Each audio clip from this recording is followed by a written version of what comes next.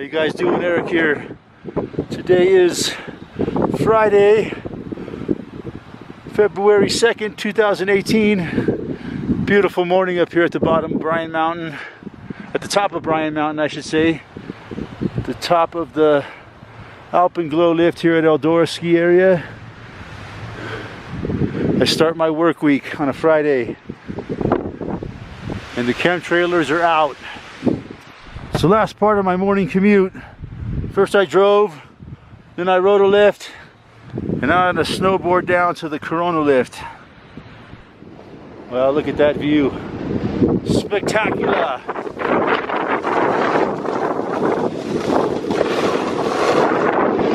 I got the whole fucking mountain to myself.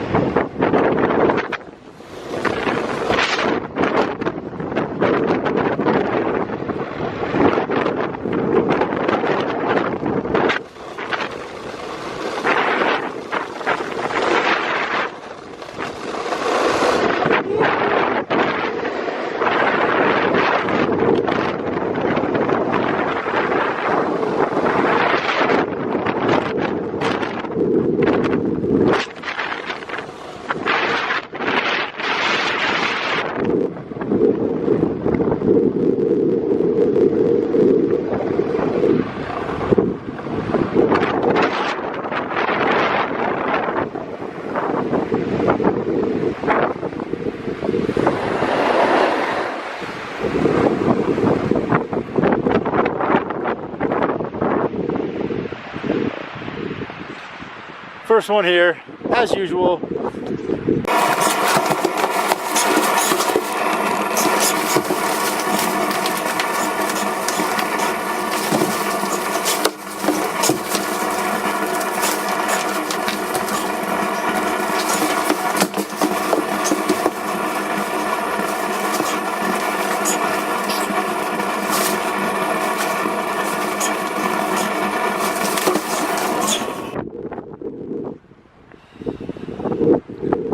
Spectacular chemtrails scenery.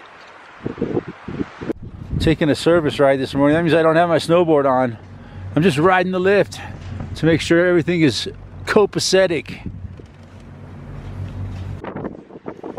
Check it out. I'm riding down the mountain. I'm riding down the chairlift. And it's such a beautiful morning. The views are just spectacular. Looks like it's snowing over there on the divide. But it's just gorgeous here this morning. Just soaking the view. Wow. Living the dream.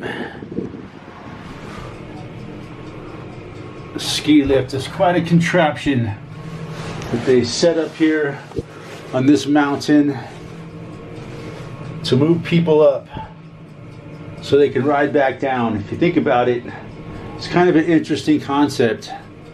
All this steel, rubber, hydraulics, wheels, chairs, more wheels, different size wheels, cables, towers, all to move people up this mountain and basically to make money for some rich people. If you really think about it, it's kind of an interesting concept. And people pay a lot of money. Look at this whole lift line is full of people on a Friday. It's amazing. Now, humans need these fancy contraptions to move us up the mountains, and like a car to move us around faster than we can walk, because we're trapped in the physical reality, and therefore we're dependent upon machines to make our lives easier, but they just end up making our lives more complicated. It's weird how that works.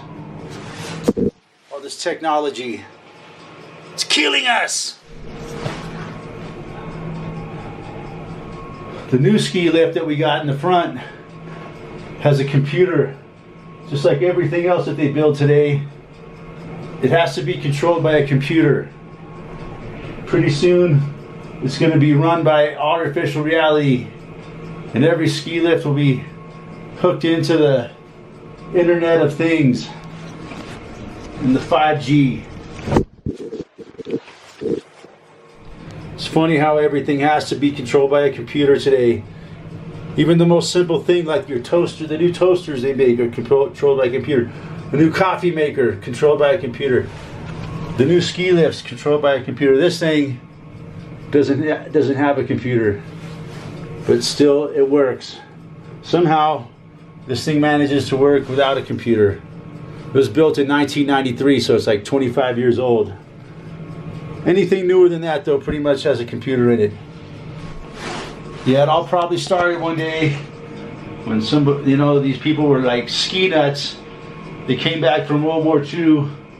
I think that's what I heard when they started the first ski areas here in Colorado. And they were like, you know, if there was only a way to get up the mountain without having to hike, or take a helicopter, or ride a horse. And somebody that was like a good mechanic said, oh, I got an idea. I had an engine, some pulleys, some ropes, and a bunch of spare parts for machines, and he put it all together and he created the first ski lift. And it was real crude and simple. And then it grew from there, just like all other forms of technology. And they said, well, and then they made their first ski lift, and they said, wow, we can make money on this. And they started making money on it. And then it just grew from there. Kind of interesting. It's kind of interesting because here in Colorado we have the oldest ski lift in America, which was built like in the early 60s, like maybe 1962 or something. And we also have the newest lift in Colorado, which was just built this year. So yeah, we got the whole gamut of history of ski lifts here at Eldora. And not a lot of people even know Eldora ski area exists. It's not famous like Aspen or Winter Park or Breckenridge. It's probably not really world famous like those other ski areas. But there's a lot of history here. But yeah, a lot of people ride these contraptions every day. They never even think about it, the technology behind it, you know? Like this lift here, it has an engine up here, suspended way up in the air there, that turns that wheel. And the engine here runs on natural gas, I'm pretty sure. And it has a backup auxiliary engine that runs on diesel. So yeah, a lot of stuff that people don't know about behind these ski lift contraptions. Thinking the first one started out with mule power, probably. Some people even say that our Little Hawk lift here at Eldora, the oldest lift in Colorado, actually is powered by hippies down in the motorroom turning the wheel. Some say the old Caribou lift is haunted. Yeah, there's a lot of history behind that lift. Yeah, a lot of history. Yeah. Yeah, they say that the Caribou lift was built on an old Indian burial ground. Yeah. Some say it's haunted. Yeah, a lot of history behind that lift. A lot of history. Look at that. $12 for a hot dog.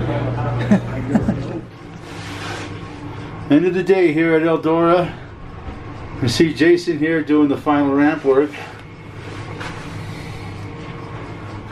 Oh, madness. The wind just destroys it.